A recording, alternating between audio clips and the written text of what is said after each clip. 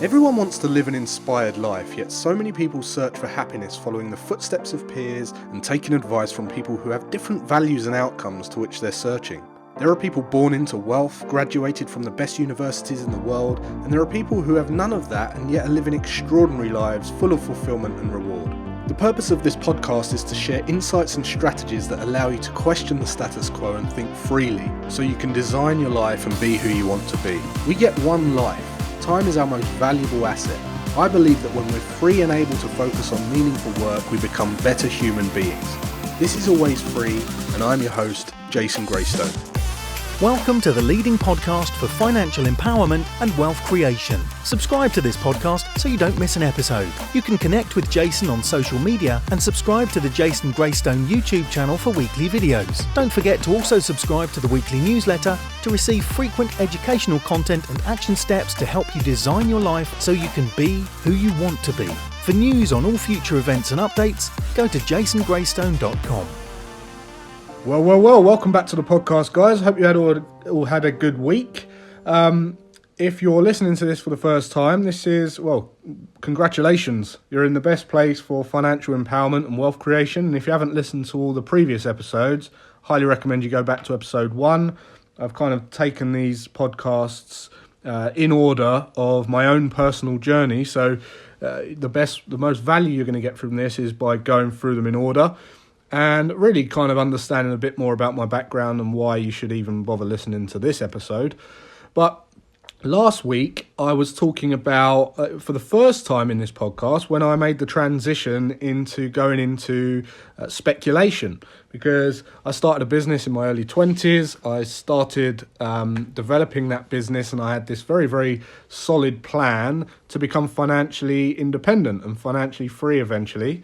So I went about starting a business, and then I spoke last week about the struggles of the frustration I had in my business and the need to accelerate to get into trading. And I went through some of the pains and problems that I faced, that some people, there's a lot of misconceptions about speculation, and I just kind of debunked some of those myths and some of the traps that people fall into when they think about going into speculation. So I plan on speaking about trading a bit more next week as well, into the actual intricacies of trading.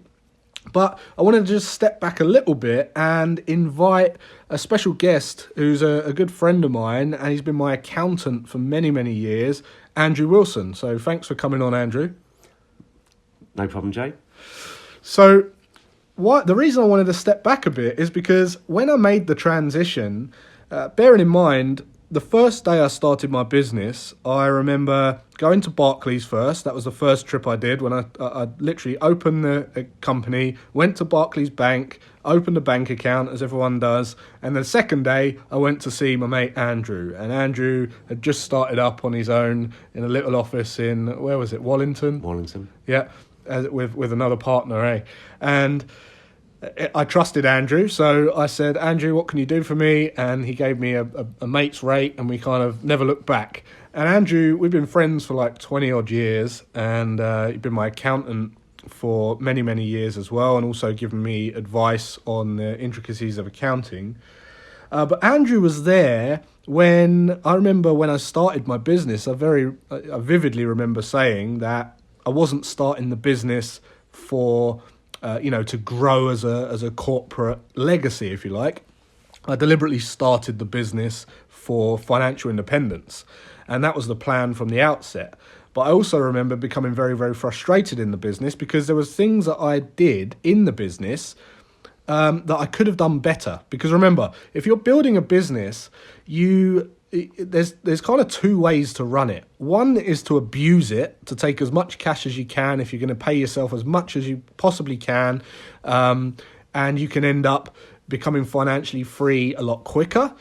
Or there's going for growth. Okay, so you go for growth and then an exit, which means you're going to have to invest a lot of the money back into the business. And there's pros and cons of each. It's going to possibly take longer to become financially independent or financially free for the payoff day. But if you're abusing the business at the same time, you're going to have low cash flow. You're going to not be able to afford good talent. People aren't going to want to stay. You're going to have cash flow problems. So knowing what we both know now, we kind of know where the sweet spot is. And if you want to achieve financial independence and you want to build a business, which I highly recommend because that's the best way to inject more income into your financial independence account.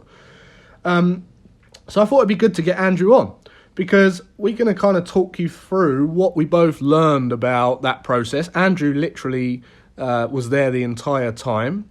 So we're going to have a little discussion about that. So, Andrew, thinking back on when he was there when I set it up, and he was there when, I remember telling you that was my plan, and he was always there to advise me on kind of the intricacies of accounting.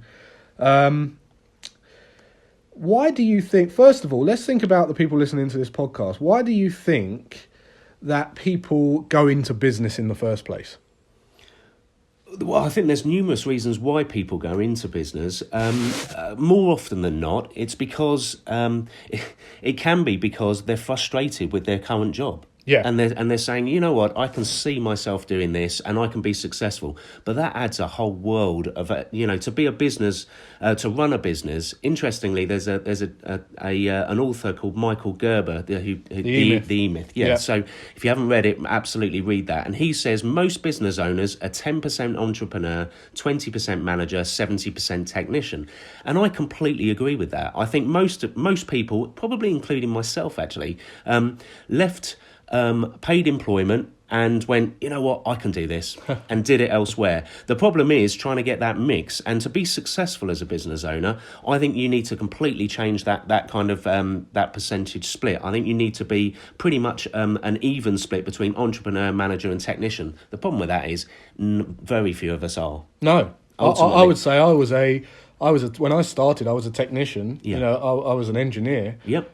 I had the little I had the little mindset shift when I had the car wash and all the rest of it when I was a kid, but I don't consider myself to be entrepreneurial. I wasn't at that point. So interestingly, we've had this conversation before. Who was the first person to tell you were entrepreneurial? It was you. Yeah, it was you. I do remember that. Yes. Yeah. Andrew actually said you're a very entrepreneurial guy, and that was the first time I realised I had a little spark there. But I think in my mind, the way that to be successful as a business owner, you need so many things. But you don't just need to be good at doing the job. You need to be able to do. We used to spend a lot of time talking about accounts and figures, and at the time, to a certain extent, you always had your mind on that financial independence element. So you weren't really that interested in the business itself, because you had the bigger goal of my personal financial independence. And yeah. I think everything about the always free message is that actually it's not about money, it's about time, and it's about what do you want to do with your life. And I think although I think being a successful business owner is the best route to financial independence without a shadow of a doubt, I think that's proven over time. I don't think that's an easy task to undertake. No. And would I suggest it's for everyone? No. Would I suggest everyone has a go? Yeah, pretty much. Yeah. Why not? You learn on the job. I learn on the job. You learn on the job. You learn a lot about yourself when you run a business. Last year there were 600,000 incorporations and 500,000 dissolutions in the UK, which is companies going out of business. There's a really good reason for that, because it's not easy. No. But you made a good point about definitely trying, because that's the best way to learn. My old boss, George Turnbull, he said to me that to be in business, you have to be in business. And it's so simple, but the message is, if you're not out there doing it, you're not going to continue being in it. No, I completely agree. I think, but I think that the message that we really have to portray here is to align your personal goals with your business goals. If you want to be successful in that arena, I think you have to align those two things. You're slightly different, Jason, in many ways, because you were very clear from the outset that you wanted your financial independence. Not a lot of people know that from the start. No. Not a lot of people start with that. What they start with is, I'm annoyed at my boss. I think I know my clients really well. Mm-hmm. I think I can generate a sustainable income. That is fine, but that isn't the end goal. I think that's what they want, but they don't know they want it, or they don't have a tangible. Because everyone, I think everyone wants financial freedom, but a very, very small percentage of the world get it. It's something like 1 to 3%. So if everyone wants it, but only 1 to 3% have got it, they're doing something fundamentally wrong, or they're not.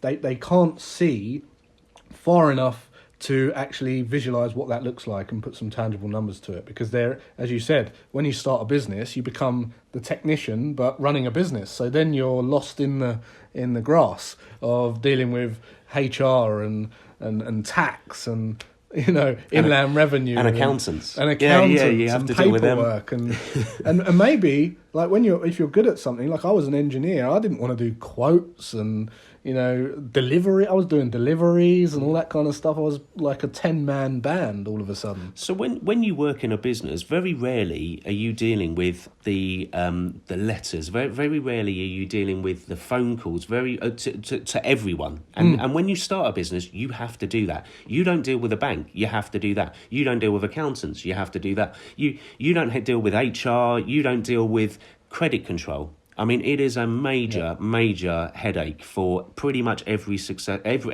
business owner, successful and unsuccessful. Interestingly, credit control is probably the top of the top of the list of what people hate doing. Yeah. And so, all of that takes time away from the technician actually generating income. So if you think about it, the more time you spend doing all of those other things, the less time you've got where money is coming through your door. And I've seen it time and time again where people say, oh, well, actually, I've worked out this is my hourly rate and this is what I'm going to earn. And I'm saying, okay, now have a think about the amount of hours you can actually contribute to that. And that's where you get business owners, and it's not just business owners, it's employees as well of existing businesses that spend huge amounts of time just generating what is it may be a sustainable business, a sustainable income, but is it for the long term what you really want to do? Yeah, that's a great point. And just sharing some kind of knowledge on what we know now, I would say that if you are thinking about starting a business that way and you're looking at your hourly rate and what you've got to cover, really you're not thinking about a business, you're thinking about self-employment, and there's a lot of grief that goes with that. So if you are thinking in terms of that, I think it's fair to say that maybe work out your hourly rate and what you need to cover, then triple it, and then ask yourself how you can develop that income. Yeah. Would you agree? I would agree, and I'd agree for two reasons. Because there's plenty of studies out there that state a successful business has employees. If you were going to employ someone, they should generate 3 times the income, 3 times the cost of that employee. So, and that generally does work out to be a very successful business. Yeah, because you're not tolerating a wage anymore. You've got profits there to grow and build talent and leverage yourself out of the business, right? Yeah. Because that's freedom's the goal. So, knowing what you know now, then, and you've seen me work and you've seen me build businesses and you've seen me do all sorts of businesses, trading businesses. We've just launched the Tiers of Freedom program through Graystone Education, and you've seen some diverse businesses, right? You've worked with some phenomenal companies yourself. What would you say what actually is a successful business then? Well, bottom line, and being an accountant and dealing with just the finances is quite limiting in some ways, because I think to justification of a successful business is bottom line profit, and that may sound harsh. It may sound, for those of you that are out there and saying, well, actually my business provides so much more to people. It's a health and mindset and well-being business. Yes, do you know what? You may give people those things. You may find your niche in that area, but ultimately the success or the failure of your business is measured on your bottom line. Yeah. And that's why you go into business in the first place, to get enough money to buy your time. The thing is, there is a bit of a paradox there, because people hear that and then they go in to start some half-assed business that isn't providing value to people. And I'm a big believer that your input is a result of your output. So as much as you're serving the people and as much value as you're giving them and as much as you're changing their lives, the more money you can command. And I think people hear that and say, right, I've just got to focus on profit. Yeah. So that's all I'm going to go after. And Yep. they kind of deliver these half-assed diluted products and services. Correct in some ways, but I mean, you're a really good example of this, Jason, because you didn't enjoy your first business at all. So that was a hugely successful business. It was generating plenty of income. You had good bottom line profit, but ultimately you did not enjoy doing that. No, you know, I had you could have continued doing that for time immemorial and just said, you know what, I can settle down. But it was a pain. It was, you didn't enjoy the other added stuff that we've already briefly spoken about. And ultimately, you didn't feel fulfilled. No. Or inspired. And you just said it, which is you didn't feel like you were contributing. No. Not at all. And it was very frustrating, the people we were dealing with and all the rest of it. And I think the reason it was successful is because I was so driven by the why of financial independence. You know, I had to make it work. There had to be a balancing act because if it ended too soon, I wouldn't get to where I wanted to be. So I knew I had to go for a certain amount of time. Yeah. So yeah, and I'm sure. Look, we all must go through that. I'm sure most business owners have been through that. I do see business owners at times. They've been in the same business for 20 years, 15, 20 years, and they hate their lives. Yeah. They hate going to work. They hate waking up in the morning. You know, I've had numerous businesses over my time. Was a partner in an accountancy firm. I've worked at Morgan Stanley for a few years. I spent my life on a phone whilst I was there. I'm now a finance director of a company with just shy of 400 staff. You know, that's challenging, but I've moved because I didn't feel fulfilled enough where I was and what I was doing. And I still have aspirations and I still get inspired and and obviously I enjoy parts of my job and I enjoy all of my job at times. So, but I think to be ultimately successful, it has to have the balance of, yes, it has to pay you. Yes, but it really, you must enjoy what you do, and your time is valuable. You know, we had a conversation with a friend of mine the other day, actually a member of the Tears of Freedom community, and we were discussing the fact that the amount of he's in full-time employment.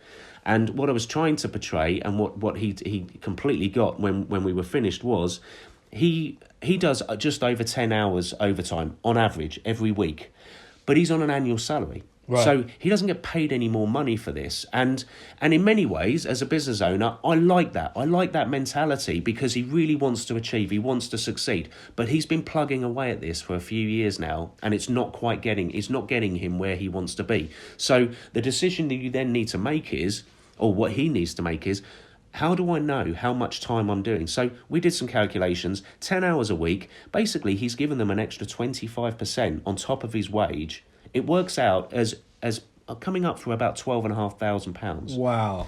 Yeah, £12,500.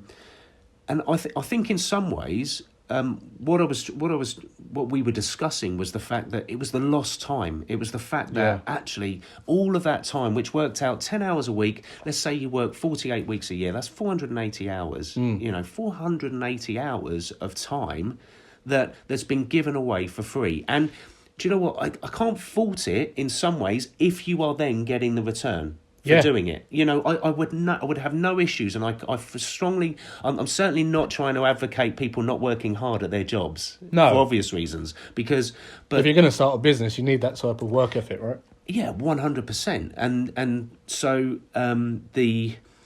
but ultimately, this isn't just for employees. This is also business owners as well. You know, plenty of us have done it. I've done it. I'm sure you've done it. You've been sat there at 10 o'clock, 11 o'clock, 12 o'clock at night, doing work and thinking, you know, ultimately, this is my responsibility. I have to do this. Not, I'm enjoying it and I want to do it. No. That's the fundamental difference. And people get lost in that trap because they often think that if I do want to start a business or I do want to develop financial freedom or achieve financial freedom, I better start working more. Yeah. And I better start working my way up this ladder to get more money or overtime and that's a trap that they fall into commonly, because if you hate your job and you're trying to work your way out of it, or you're not happy with your job and you've got a different agenda, then the last thing you want to do is spend more time there. Right? You want to buy your time. You want to think about how you can get as much time out as possible and do the bare minimum at your job and work on yourself in the spare time. I mean, one of the things about being a business owner is, and we haven't said this before, is once you're a business owner, everything changes. Yeah. Your whole mentality will change. No matter what. Before you begin a business, you think this is how it's going to be. It never is that way. No. It is always a challenge every day, which is incredible in some ways, frustrating as hell, and scary at other times. Yeah. You know, when you've got cash flow problems and you have a family and you have to provide for that family, you are prepared to work your arse off to make sure that they get that they are provided for. Yeah. The difficulty is that over time you can't keep that up. You can't do everything in a business. No. You have to have decent people around you. So employees and people that work with you are so important. Yeah. It's so important to keep people vested and keep people interested in their work and reward them for it. Yeah. So the conversation with the Tears of Freedom member was, are you being rewarded for all the extra work that you're doing? And I have that conversation with other business owners at times, and quite a few business owners, where you say, okay, look, this is what you've drawn. This is what you've earned in the year. Let's start putting that into an hourly wage. Yeah. You start comparing that to what you were earning before, and all of a sudden, it doesn't become viable. No. All you've done is you've swapped one job for another job. Are you working for the business, or is the business working for you? Is a question that comes up quite often. Okay, so it's important to do something you enjoy, and it's important to be fulfilled and kind of actually serve people. That's going to make you wake up every morning and happy to go to your business. So, but what from a financial point of view then, and I guess an accounting point of view, what do you recommend on the focus should be? You said profit, but how are we going to go about building profits in a business sustainably? Well, look, with a goal of financial independence. Okay, quite a few business owners struggle with the finances because they haven't had Don't that understand it. Well, they don't understand it. They haven't had access to this kind of information before. This is completely new to them. Mm-hmm. So they do need some help. But there are lots and lots of different options on keeping your finances. An accountant's job actually has changed significantly in the last 20 years.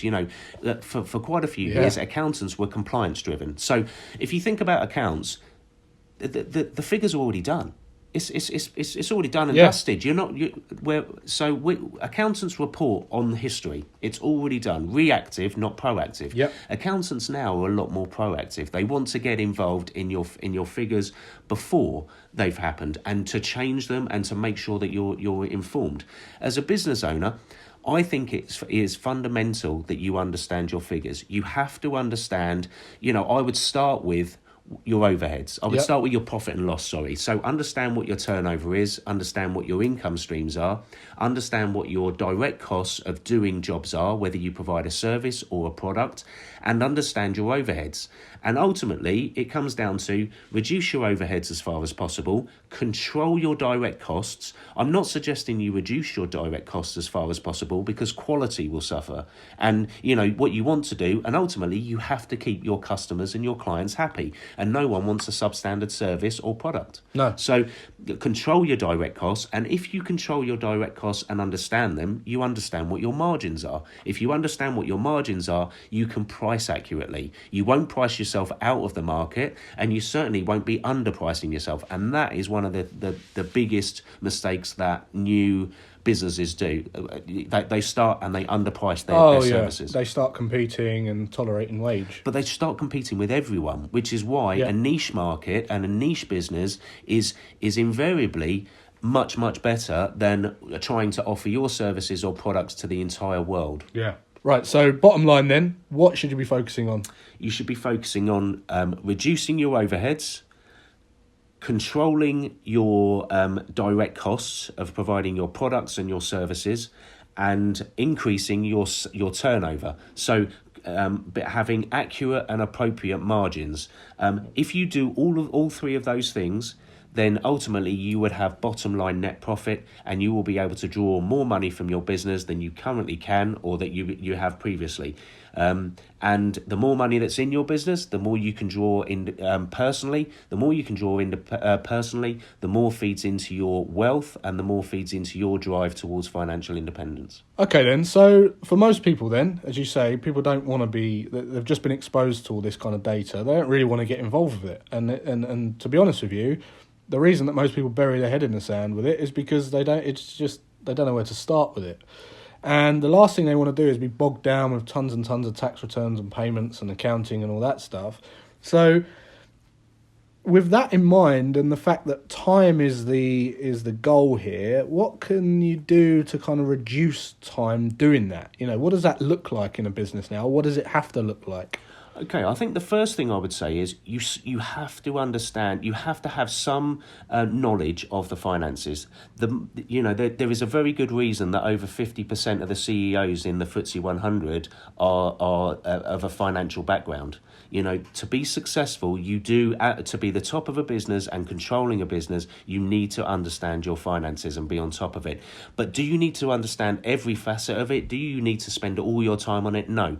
The way to certainly for smaller and medium-sized businesses, and even big businesses now, you can automate a lot of this. There are a lot of different options out there at the moment. And if we're talking about saving time and effort and money, you can do all of those things by automation. So there are systems out there like Receipt Bank, so you can take photos of your receipts. That can feed directly into an online accounting package like Free Agent or Xero or Cashflow. There are numerous packages out there, and it's relatively simple to set this up, and it's intuitive. So a lot of what an accountant used to do was processing all of this stuff. 20 years ago, I remember someone coming into my office and giving me a bag of receipts, plastic bag full of receipts, and going, "Oh, I don't really know what to do with that." Yeah. And I had to sit there, one of my colleagues had to sit there and type them in. Yeah. And that just shouldn't happen anymore. I advocate live accounting, having your accounts bang up to date, because if you've got live accounting, what you can do is make decisions based on accurate information that's in front of you. Again, you need to understand your figures to do it. But to have live accounting, you can do it now. These online systems will integrate with your bank. You can do your sales invoices on it. You can have all your purchase invoices on it. You'll know how much money is due to you and how much money is due out. Mm-hmm. And ultimately, you should only be using an accountant for proactive advice and to do things like your year-end accounts. Yeah. Then they should just be copying the figures that are in there and giving you help with your tax returns and your corporation tax returns. Yeah, definitely. I've just seen it myself, just from back in the day when I was practically employing an accountant on a full-time basis to come in maybe twice a week, or maybe have contact twice a week, to now once a year, twice a year. And what platforms do you recommend then? Because we use obviously Xero here. Yep, Xero. I think for a small startup business, I would recommend Free Agent. I think it's very, very simple to use. It's not complicated. It will do all of your sales invoices. The interesting thing about these platforms are they can be your CRM, so you can have all of your customer details, all of your client details on these systems, as well as all of your supplier details. It's actually you can use it for more than just accounting. Yeah. And again, it has a low monthly fee, £10-20 a month. Subscription model. Yep, indeed.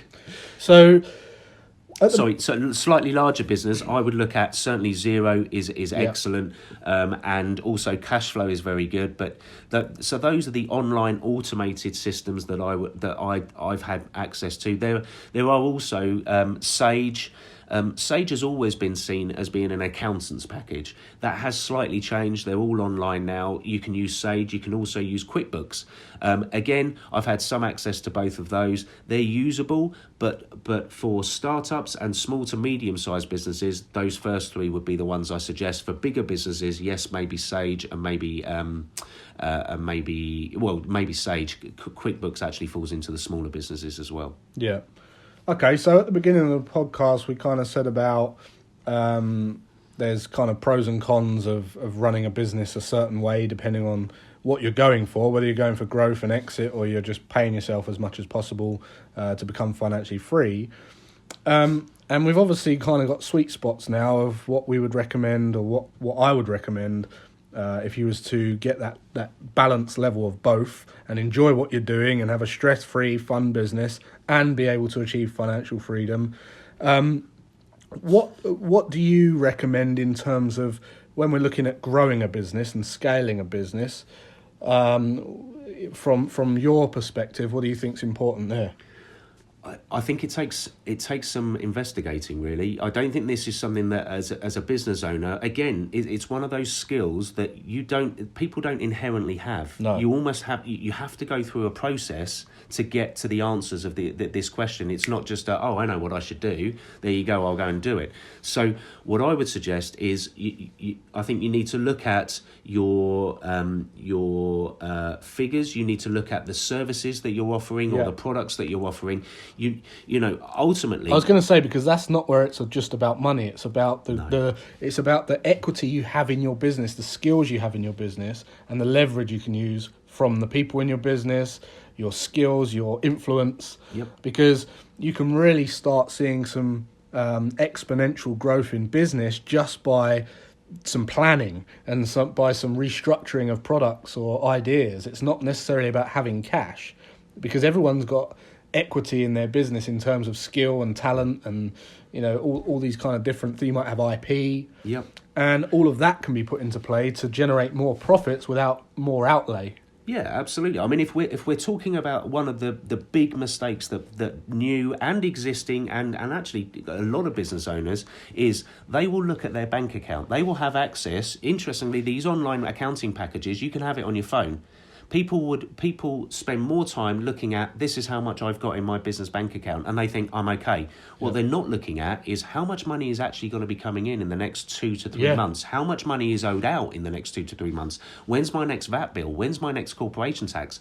Do I need extra money because of X, Y, or Z? That's what I think business owners need to be educated about the figures. What money you've got in the bank does not dictate how successful your business is. But it serves their animal brain, and Absolutely. that goes back to the cash buffer in the business, because when you've got a cash buffer and a cushion, you're not worried about what the balance is in the bank. You can track it, but it doesn't control your emotions. It doesn't dictate when you feel good about going shopping at a weekend, or it doesn't. It doesn't matter. It makes no difference. Yeah. And I think people have got the wrong mindset when you go into business with thinking that the more cash you've got in the bank, the more the better your business is going to be, or the more scalable it's going to be, or the more successful you're going to be. It's not necessarily true, because as you just said, you don't know how much you've got going out. You don't know what what tax bills are in the long run, and there's certain things that you can do. I mean, I just ran a calculation here on this compound interest calculator because I do nerdy things like that. But just for an example, let's just say that you don't have this business that's going to earn millions and millions, and you're just going for $500,000 a year. I just did a calculation here where if you was to generate $500,000 a year, which is very, very achievable in today's standard, if you pick your niche and you go out there and you start putting yourself out there and putting your message out there and developing good, valuable products, getting to £500,000 is very, very achievable. And let's just say you was bringing in $500,000 income and you took half of the profit, okay, and you dumped it into investments, and you was generating around an 8% annual yield. After 40 years, you can see, look, let's just see. So that's 22 grand. Let's just say 20 to 22 grand a month you'd be depositing into investments. After 40 years, that'd be 100.6 million, 101.6 million. At 20 years, that would be 15.8 million. So people don't think about those kind of numbers. I mean, what is 20 years? What is 10 years? 10 years, look, 5.2 million. In pure, and what you have to realise is that's a balance which will pay you a 500 to £1 million in income without denting into the original investment once you get to that point. I think one of the interesting things about running a business is that as a business owner, you want to be successful. Everyone wants to win, and everyone wants to do. But lots of business owners will say, you know what? Actually, it's not bottom line profit that I'm really interested in. What I'm interested in is I serve the public, feeling needed, and I feel purposeful. Yeah. It might be health, well-being. Generally, you know, I do find this in that kind of industries. But those people that are offering extra services that help with people's health and well-being, what they do is they undervalue what they're providing, and what they are providing is absolutely has a value. You know, and those kind of figures are achievable for lots of businesses, but the vast majority of businesses do not achieve those figures in the UK. No. And that's exactly what we said at the start, which is 600,000 incorporations, 500,000 dissolutions in 1 year. There's a very good reason for that, because people do not have the skills to be able to succeed in business.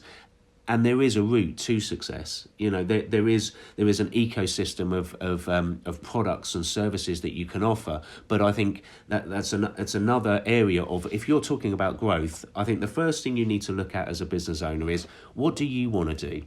What do you want to spend your time doing in this business? If you don't want to do, and if you hate this industry, but you know it's a profitable industry, do you want to do exactly what you did, Jason? No. Do you want to work your way out of that industry, but still have the business in the background? Potentially. People do that. I'll give you an example on that. When I was running the business and I was very, very frustrated and it was taking a lot of my time because my mind wasn't in it, when I learnt to trade and have that break and get away from the business, now if I start a business, I've just launched, I've launched a couple of businesses over the last few years, and I literally tripled my income that I was earning in that business. Yeah. So just by focusing on something that I really enjoyed and I loved, it honestly, it pays off. There's no point doing something that you're dreading going to every day. So in my mind, I've got this kind of little...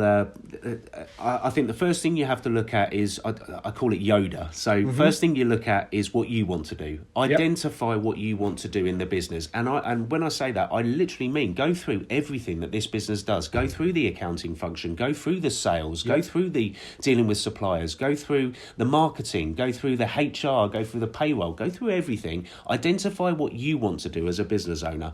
And say, you know what, this is mine. This is what I want to do. So you first, then outsource. What can you outsource outside of the business that is going to save you time? And if it saves you time because you don't want to do it, if it costs a bit, that's fine. Yeah. That's not an issue. That is a sunk cost that actually is a requirement of the business. So outsource. The next one is delegate. You've got to have decent people around you. You've got to have people that you trust, and you've got to encourage these people to be successful as well. The more successful your business is, the more successful they are, the greater you can reward them. Yep. So delegate is the third, and the last one is automate. And my view about this, and I think yours is as well, Jason, is automate as much as possible. Everything. Yeah. Yeah. Very much a fan of first making whatever product or service you've got mobile, and then making it passive. So first of all, being able to do it from anywhere in the world, and then second of all, how to spend less time doing it. So if we're talking about passive income, we had a discussion before we actually started recording, didn't we? And we were saying, if you as a business owner could cover your overheads entirely with passive income. So let's have an example. Jason, give us an example of passive income. Well, passive income is income that requires, I define it by taking less of an hour and a half of your time per year. Perfect. Okay. Yeah. So in my mind, I associate passive income with intellectual property, IP, and I say, you know what? Generally, in most cases, passive income is online income. So for those businesses, those people that are listening to this, that have a business that provides a service, such as a builder, an accountant, a technician, you know, those kind of businesses, you have to work, or your staff have to work, and they earn either a wage or they earn per project or per job. That's fine, but ultimately someone has to be there. Passive income is not tangible. It's someone doesn't have to allocate an hour of their time. So once you've provided this service and you've built the platform, or you've built the ebook, you've built the information, you don't have to revisit it unless you want to, of course. So I agree. That is passive income. And in my mind, if you can cover your overheads in the business with just your passive income, then everything else on top of that It's cream. Yeah, Yeah. absolutely. And that is what Which you can then draw. put into investments or in withdrawal, yep. That's it. Exactly that. Okay, so just lastly then, just to round up, we've covered a lot of ground here. Just bullet point kind of what we've been over. So the goal's financial freedom, right? Yep.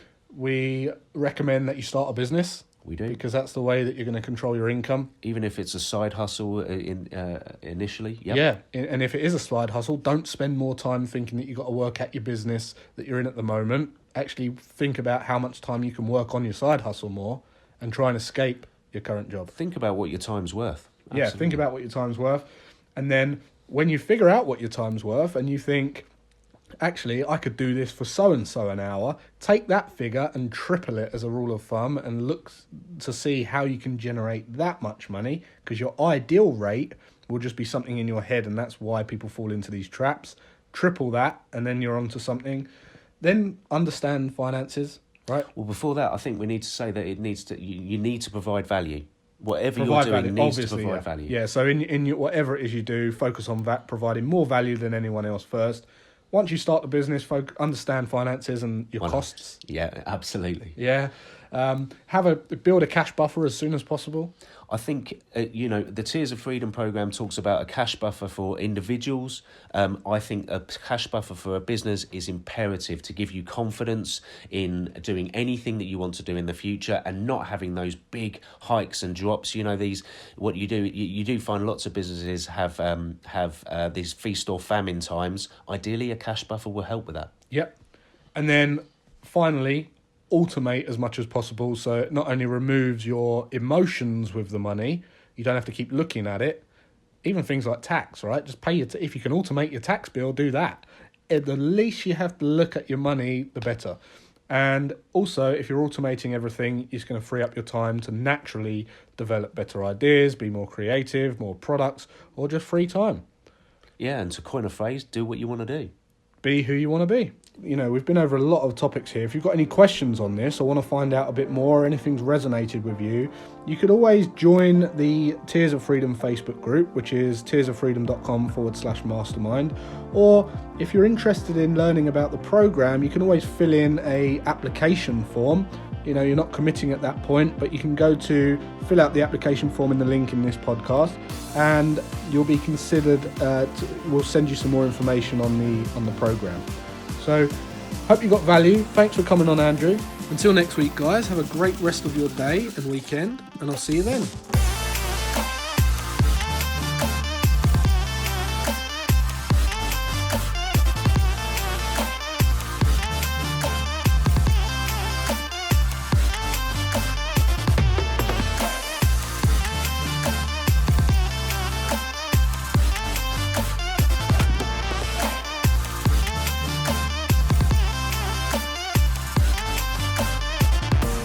Subscribe to this podcast so you don't miss an episode. For news on all future events and updates, go to jasongraystone.com.